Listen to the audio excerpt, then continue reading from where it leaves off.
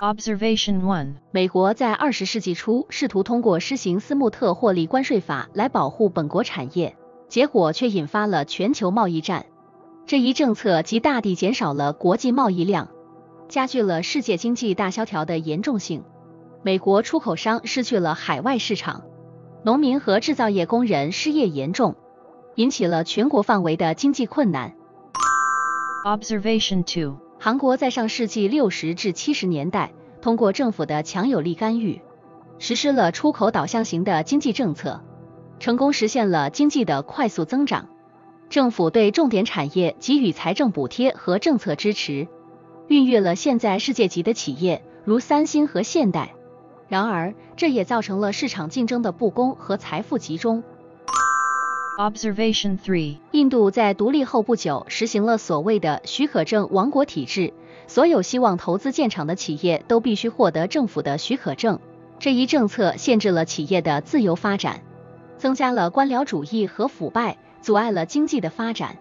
直到90年代初的经济改革，印度经济才开始释放潜力。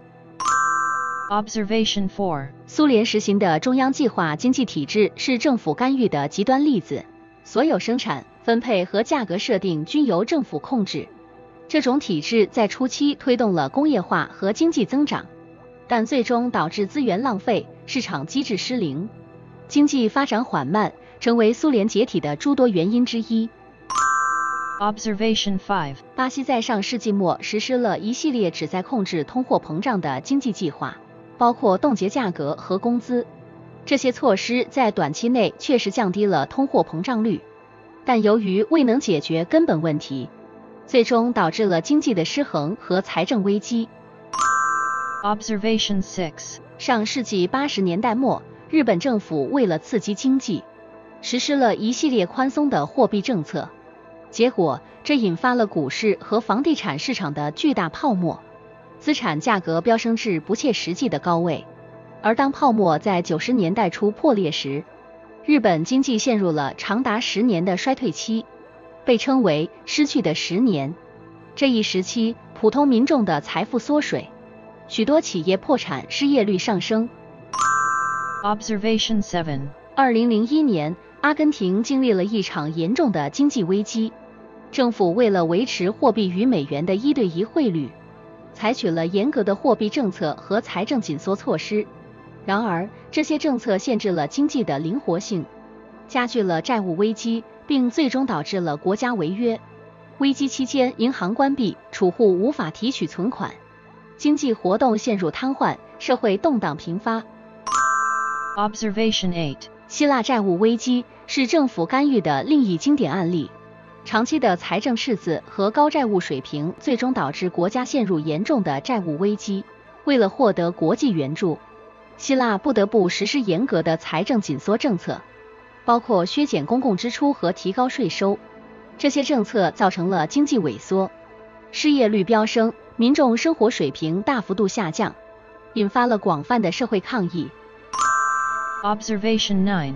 2009年，为了应对全球金融危机，美国政府实施了称为美国复苏与再投资法案的一揽子经济刺激计划。该计划包括大规模的基础设施投资、税收优惠和社会福利支持，以促进就业和经济增长。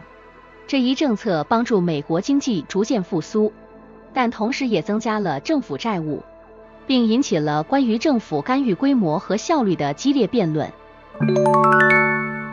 在一个日益复杂多变的世界里，政府干预这个概念总是伴随着激烈的争论，不同意识形态的碰撞，不同利益的交锋，让这个话题永远热度不减。那么，这个看似沉重的话题究竟有何深意，又是如何影响着你我的生活？回顾历史，我们发现政府干预早已不是新话题。或许你还记得，20世纪初，正是因为美国政府的新政干预，才使得经济大萧条中的美国重新焕发生机。然而，同样的政策在另一个时空的苏联，却成了僵化不化的代名词。政府干预这把双刃剑，有时救国救民，有时却让市场失去活力。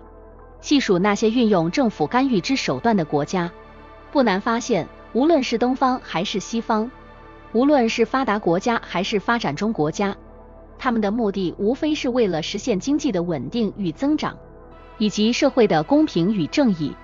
但成效如何？这就像是一场没有硝烟的战争，胜负难料。政府为什么要使用这类政策？通常是为了修正市场失败，比如在公共品的提供、对外贸易的保护、环境保护以及收入分配不均等问题上。而造成这类情况的成因，通常是市场自身的局限性，比如信息不对称、垄断等问题。影响呢，有时是阻碍了市场的自由竞争，有时却避免了经济危机的发生。政府干预的影响就像是一粒种子，种下的是希望还是失望，结果往往要等待时光的验证。在这个视频中，我们将会通过具体的事件，例如让我们看看中国在1978年以后的改革开放政策。这些政策既包括减少政府在农业生产中的直接干预，也包含在制造业和出口行业中的积极干预。结果如何？中国迅速崛起为世界第2大经济体，数亿人摆脱了贫困，但这同样伴随着环境污染和社会不平等的加剧。政府干预无疑在中国的快速发展中扮演了重要角色，但其负面效应也引发了全球性的讨论和反思。现在，让我们拨回时间，再次审视另一个案例——瑞典。瑞典政府长期以来实施高福利政策，通过高税收和高福利来调节社会的财富分配。这种政策使得瑞典成为世界上最平等的国家之一，但也面临着高税负和个人激励减少的问题。那么，我们不禁要问，政府干预是社会发展的催化剂，还是自由市场的桎梏？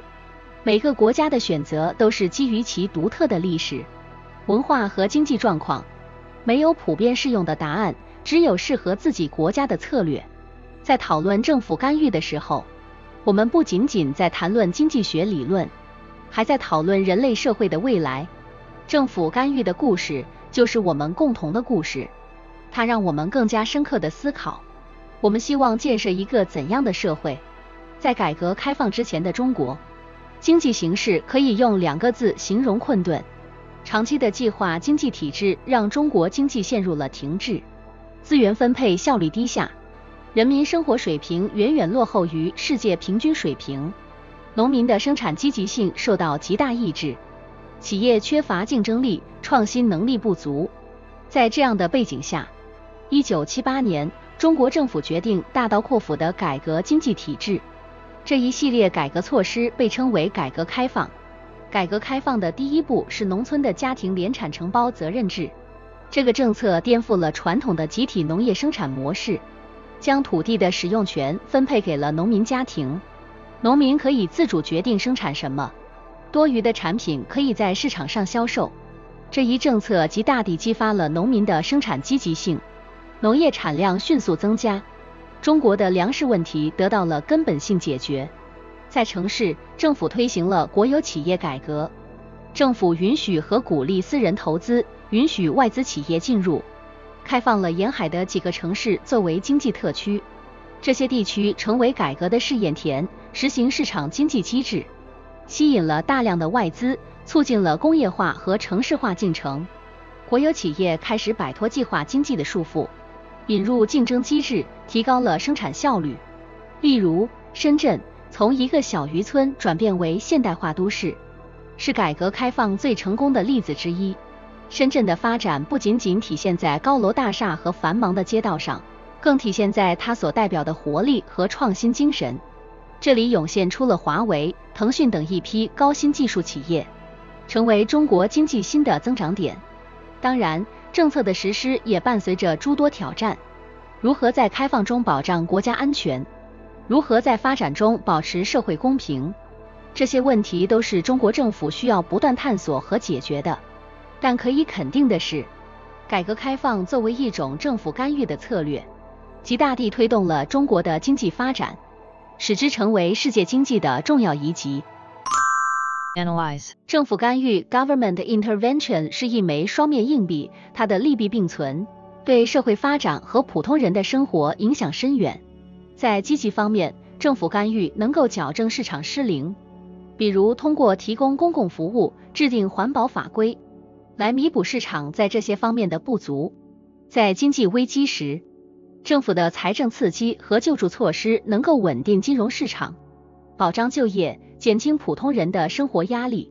此外，政府通过税收和福利政策可以减少社会不平等，提高公民福祉。然而，政府干预也有其负面影响，过度的干预可能导致效率低下，扭曲市场机制，抑制企业创新和竞争力。例如，过多的保护措施可能造成国内企业依赖政府支持而不求进取。此外，政府干预可能引入政治因素，导致资源分配不是基于效率或公平，而是基于利益集团的压力。这些都可能导致经济增长放缓，最终影响每个人的就业机会和生活成本。对普通人而言，政府干预既可能意味着更多的就业机会和社会福利，也可能带来税负增加和生活成本上升。不同的政策和干预程度会在不同时间和地点产生不同的效果，其复杂性要求政府在决策时需谨慎权衡，以期找到最优解。